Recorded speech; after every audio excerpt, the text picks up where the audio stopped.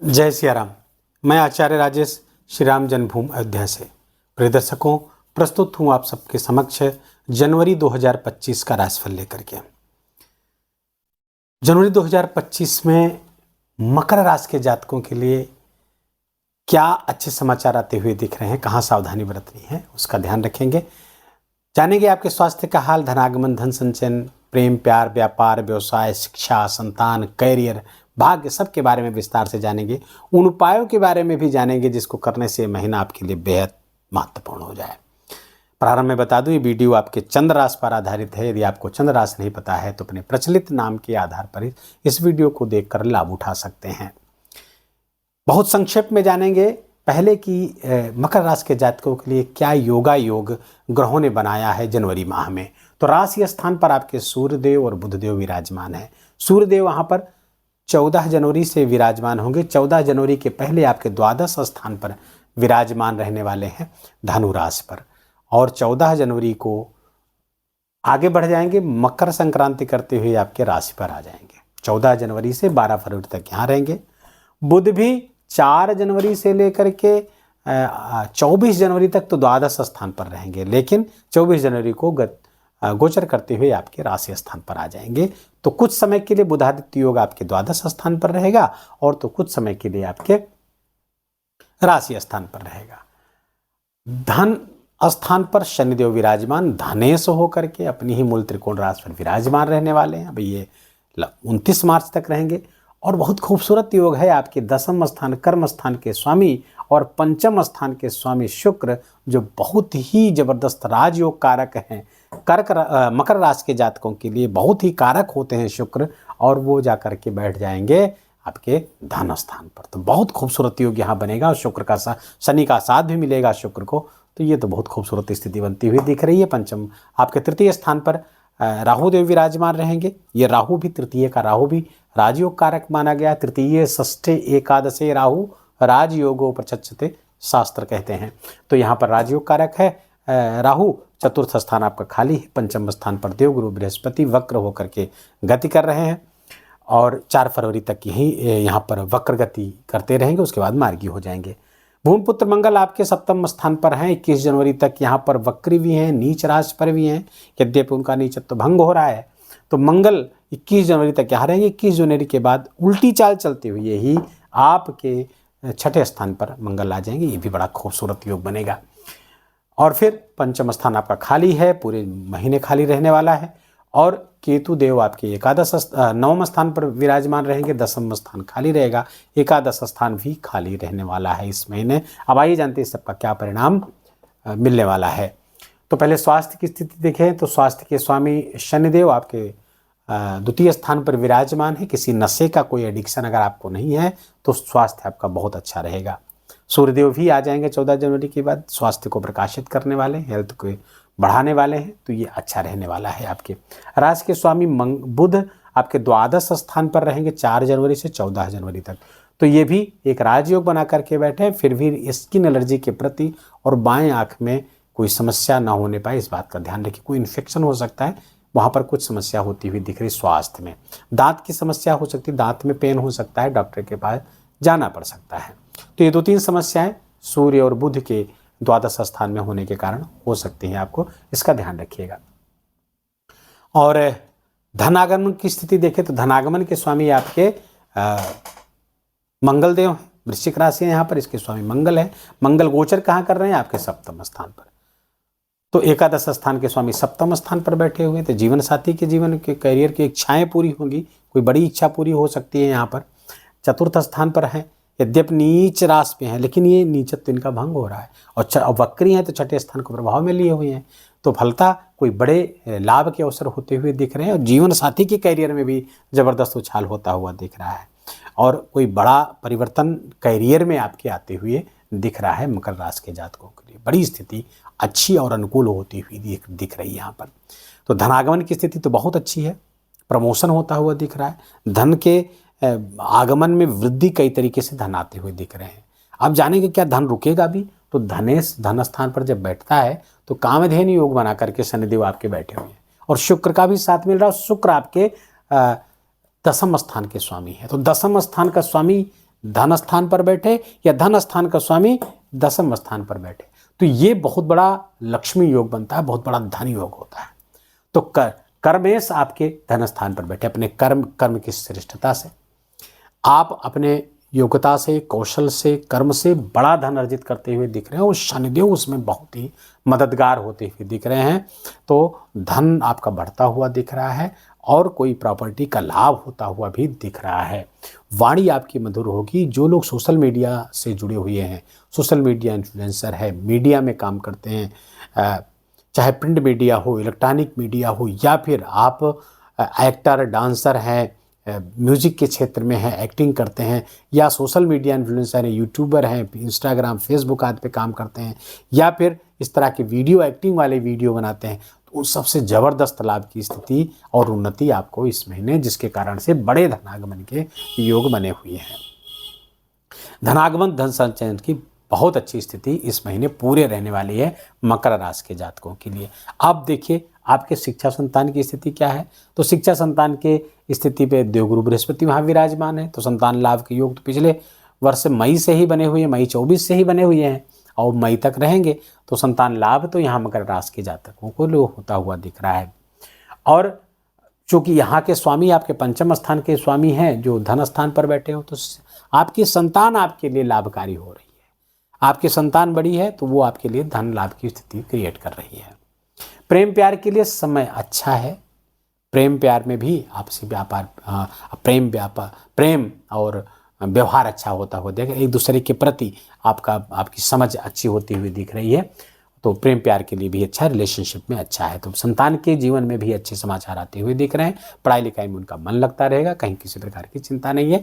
थोड़ी हेल्थ के इश्यूज आ सकती हैं, वो भी उनके खान पान के कारण है। इतना ध्यान रखिएगा कि बच्चों के खान पान अनियंत्रित न होने पाए। और यदि आप स्वयं विद्यार्थी हैं तो आपके लिए भी अच्छी स्थिति चल रही है और मंगल आपके लिए प्रतियोगी परीक्षाओं में विजय दिलाते हुए दिख रहे हैं। जो लोग मेडिकल क्षेत्र से जुड़े हैं उनके लिए लाभ है। मेडिकल क्षेत्र से जुड़ना चाहते हैं तो ये महीना आपके लिए बहुत खास होता हुआ दिख रहा है। प्रतियोगी परीक्षाओं में विजय की सूचना लेकर के ये महीना आया हुआ है। इसमें आप परीक्षा देते हैं, आप निश्चित मानिए आप परीक्षा में विजय प्राप्त करेंगे, परीक्षा में आप सफलता प्राप्त करते हुए इस महीने दिख रहे हैं। गृहस्थ जीवन में भी प्रेम प्यार बढ़िया बनता हुआ दिख रहा है। आपसी प्रेम प्यार सामंजस्य, मंगल चूंकि वक्री हैं तो यहाँ पर अगर वक्री ना होते तो थोड़ी समस्या पैदा करते, यहाँ पर जीवन साथी के साथ कुछ मतभेद होते। अब चूंकि सूर्य की भी दृष्टि पड़ेगी 14 जनवरी से, तो थोड़ा सा जीवन साथी के स्वास्थ्य में प्रॉब्लम हो सकती है। या फिर अगर आपका व्यापार व्यवसाय पार्टनरशिप में है तो वहाँ भी कुछ प्रॉब्लम होती हुई दिख रही है। लेकिन मंगल चूंकि वक्री है इसलिए समस्या ज़्यादा नहीं होने वाली है, कुछ बड़ी प्रॉब्लम यहाँ पर आती हुई नहीं दिख रही। लेकिन इनकी दिल की कुंडली में भी इस तरह की समस्या है और किसी विपरीत ग्रह की दशा चल रही तो वहाँ पे समस्या हो सकती है। गृहस्थ जीवन में अलगाव की संभावना बन सकती है। थोड़ा सा गाड़ी वगैरह बहुत सावधानी पूर्वक चलाइएगा, इस बात का ध्यान रखिएगा। बाकी 21 जनवरी के बाद जब मंगल यहाँ आ जाएंगे, आप 21 क्या जनवरी जो कि बकरी चल रहे हैं तो जनवरी में पूरे जनवरी यहाँ के छठे का प्रभाव देंगे मंगल, तो यहाँ से विशेष लाभ। रोग ऋण शत्रु आपके समाप्त होंगे, शत्रुहंता योग बनाएंगे, मुकदमे आदि में आप विजय प्राप्त करेंगे, अपने शत्रुओं पर हावी रहेंगे। न केवल बाह्य शत्रु, आपके अपने आंतरिक शत्रु भी जो काम क्रोध मोह लोभ उन पर भी आप चाहेंगे तो आप विजय प्राप्त कर सकते हैं। मंगल इसमें बड़ी मदद करेगा। लेकिन चोट लगने, जलने, कटने, छिलने की भी संभावना बनी रहेगी, इस बात का आप ध्यान रखिएगा क्योंकि सूर्य और बुध की भी दृष्टि यहाँ पड़ रही है, इतना ध्यान रखिएगा। बाकी हाल बहुत अच्छा है। भाग्य की स्थिति भी 24 जनवरी के बाद अच्छी होगी। 24 जनवरी तक भाग्य का कुछ कम सहयोग प्राप्त होगा। लेकिन यदि आप फॉरेन वगैरह से जुड़े हैं तो वो तो अच्छा लाभ आपको देते हुए दिख रहे हैं। फॉरेन में हैं, आप मल्टीनेशनल एमएनसीज में काम करते हैं या कोई एक्सपोर्ट इम्पोर्ट का कोई ट्रेड का आपका व्यापार व्यवसाय है तो वहाँ से आपको लाभ होता हुआ दिखेगा 4 से 24 जनवरी तक, 4 जनवरी 24 जनवरी तक। 24 जनवरी के बाद आपका भाग्य आपके लिए बहुत महत्वपूर्ण हो जाएगा क्योंकि छठे आपके 9वें स्थान के स्वामी आपके राशि स्तर पर आ जाएंगे और केतु विराजमान है भाग्य स्थान पर। तो धर्म में रुचि बनाकर रखिएगा, मंदिर जाते रहिएगा और वहाँ से आपको विशेष लाभ होता हुआ दिख रहा है। गणेश जी की भी उपासना थोड़ी बहुत जरूर करते रहिएगा, ओम गणपतये नमः का जप करते रहेंगे तो ये केतु आपके लिए भाग्य स्थान पर बैठ करके धर्म की बहुत प्यारी वृद्धि करेंगे और जो आपके लिए दीर्घकालिक रूप से आपके लिए लाभकारी होंगे। लगभग सारी चीज़ें हमने देख ली हैं। शनि की दृष्टि चतुर्थ स्थान पर थोड़ा सा दिख रही है, तो मकान में कहीं जाले वगैरह न लगने पाएँ, साफ सफाई का विशेष ध्यान रखिएगा। अन्यथा तीसरी दृष्टि से आपके भवन सुख को और आपके वाहन सुख को थोड़ी सी नुकसान पहुंचा सकते हैं। इसलिए गाड़ी की सर्विसिंग, गाड़ी की डेकोरेशन, गाड़ी की मेंटेनेंस अगर आपका है, उस पर बिल्कुल लापरवाही मत बरतिए। नॉर्म्स जो ट्रैफिक नियम के रूल्स है उसको फॉलो करिएगा। अन्यथा शनि की तीसरी दृष्टि यहाँ पे थोड़ी परेशानी पैदा करती हुई दिख रही है। और शनि की चूँकि सातवीं दृष्टि आपके अष्टम स्थान पर पड़ रही, कुछ आकस्मिक लाभ के भी योग बनेंगे। ससुराल पक्ष से भी लाभ के योग बनते हुए आपके दिख रहे हैं। वस्त्राभूषण का आपको लाभ मिलता हुआ दिख रहा है। शुक्र की शनि देव की दृष्टि यहाँ पर आपके लाभ स्थान पर पड़ रही है। धन स्थान पर बैठकर लाभ स्थान को देखेंगे शुक्र, और गुरु की भी दृष्टि पड़ रही है, तो लाभ तो आपका जबरदस्त होता हुआ दिख रहा है मकर राशि के जातकों को। अच्छा, ये सब बता रहा हूँ, फिर भी आपके जीवन में ऐसा नहीं हो रहा है तो आप एक बार अपनी कुंडली का विश्लेषण कराइए, कहीं किसी विपरीत ग्रह की दशा तो नहीं चल रही, उसके उपाय करने की आवश्यकता रहेगी। द्वितीय स्थान पर शनि और शुक्र दोनों विराजमान है। वाणी की मधुरता बनाए रखिएगा, जो बोलेंगे वही आपका भाग्य बन जाएगा, वही आपकी नियति बन जाएगी। इसलिए वाणी में हमेशा सकारात्मक बातें ही रहें, नकारात्मक बात बिल्कुल ना हो। हमारे यहाँ तो लॉ ऑफ अट्रैक्शन की थ्योरी पर बहुत काम होता है, शास्त्र में बहुत लिखा हुआ है। सुबह उठते ही आप कहें हम बहुत भाग्यशाली हैं, सारे ग्रह दशाएं हमारे अनुकूल हैं, हम बहुत प्रगति कर रहे हैं, बहुत भाग्य, ऐसा कहने मात्र से ही वो सारी परिस्थितियां आपके अनुकूल होती हुई चली जा रही है। हमेशा सकारात्मक सोचें। द्वितीय स्थान पर शनि और शुक्र बैठकर आपको यही संकेत कर रहे हैं। वाणी का स्थान है, इसलिए इसी बातें संभव है।